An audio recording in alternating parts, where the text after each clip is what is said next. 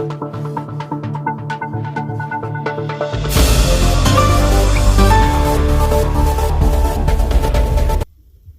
afternoon, ladies and gentlemen. This is Matthew Jacobs coming to you to talk to you about our last topic for the Severe Weather Awareness Week.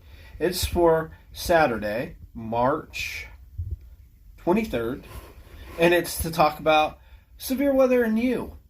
What does that mean? How can you get involved during severe weather?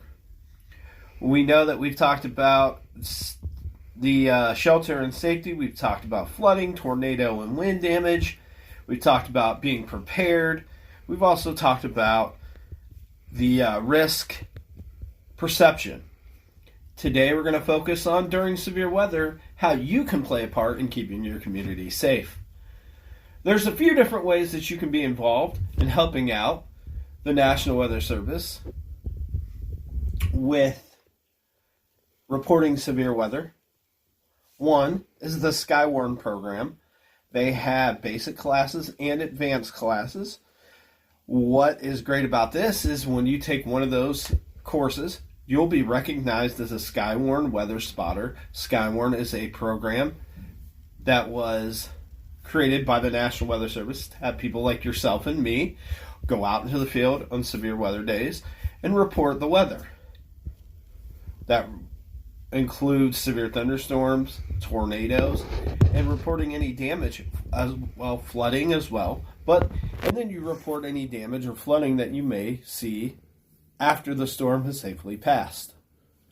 Well, how do you get involved? It's as simple as, one, figuring out what your local National Weather Service forecast office is. For us, that's in northern Indiana. For people south of us, that would be Wilmington. Cleveland covers the northeast part of Ohio, and then the southeast part of Ohio is covered by Pittsburgh and Charleston, West Virginia. Pittsburgh, Pennsylvania, and Charleston, West Virginia. With that being said, when a severe weather day is imminent or will be occurring, the National Weather Service has a few different ways to call upon spotters. One, we always have it sitting right over here. It's our weather radio. When watches go out, or the morning of, when they're giving their morning forecast, they may say spotter activation will be required. What do you do in that case? You get prepared. You make sure you know your road network. You make sure you know where you're at. And if you get yourself in a bad spot, let's say a thunderstorm is to your southeast and a tornado spawns out of that storm, and that tornado is tracking in your direction, it does you no good if you don't know your road network. So most of the time what you want to do, you don't want to go further north or northeast because you're just keeping yourself in the path of the storm. You want to go back. Most of the time, this isn't always the case, but just most of the time, you go back to your west and you get west of the storm and it'll pass safely. But what you do is when you're in the field and you see the severe weather, you call, most of the time, your local National Weather Service office.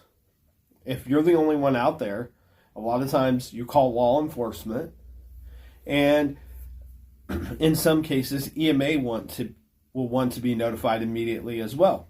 So in that case, you call your local EMA office. Afterward, storm has passed. You go out, you survey damage, you tell them where you're at, the closest, 3 miles from Van Wert, 3 miles west of Van Wert, 3 miles east of Van Wert, whatever the case may be. I am on the intersection of 127 and 637, whatever the case may be.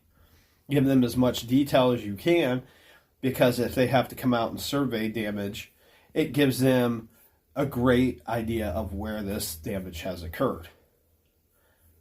There are other ways to get involved as well. There is a program called the Coco Ross program. That is for people who put rain gauges The snow buckets or the snow, they're kind of like, almost looks like a rain gauge, but it's more for snow. You take these measurements and you report them to the COCO-ROS program. The reason why they want these measurements is in case of flooding, to see how much snow has fallen in a given location.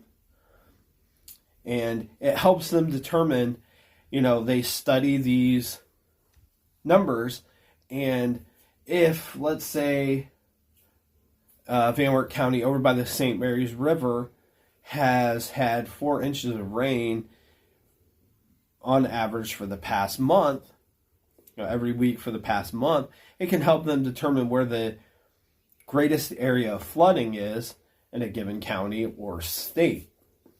And then they report that to the National Weather Service, and they can allocate funds to help with flooding, or if you live in a snow area where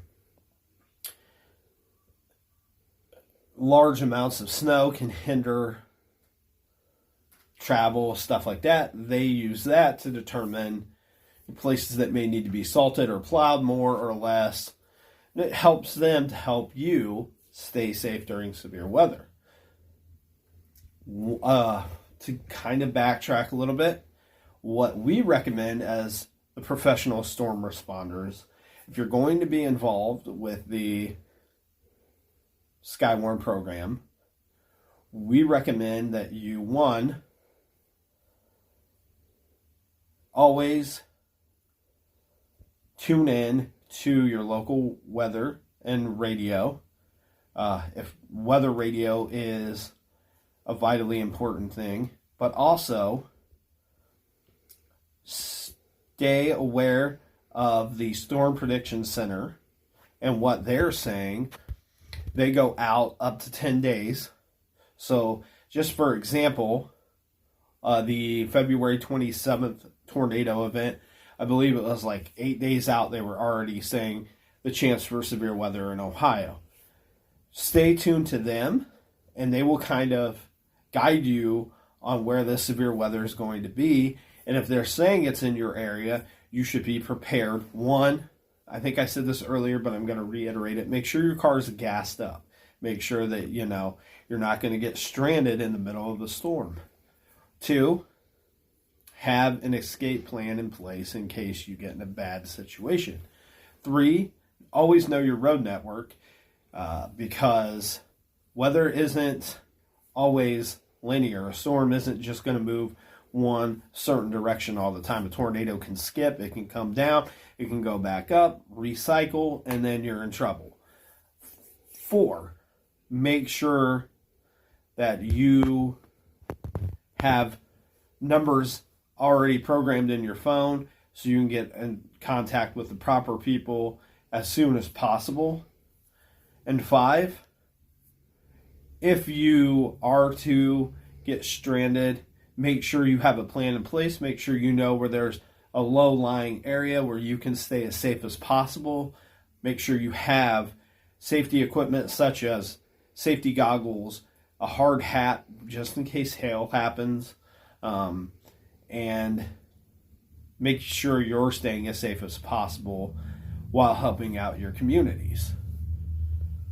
So while it's important to be prepared, have a plan in place, have, knowledge of tornadoes and how they form and flooding and all the things that we've talked about this week, the most important thing is, if you are to become somebody involved in the Skywarn program and helping your local communities, the number one priority is you are no good to anybody if you don't keep yourself safe during a severe weather event. So that is why safety is the utmost importance during severe weather. My name is Matthew Jacobs from the Professional Storm Responders. Thank you for tuning in to us throughout this entire week. Make sure you stay tuned to all forms of our social media: X, Facebook, YouTube, TikTok, and Instagram, as we will be providing you not only the latest up-to-date severe weather information, but we'll also be providing educational videos such as this, interviews with people from the National Weather Service, from EMA, and future possible meteorologists and people who are interested in the weather field.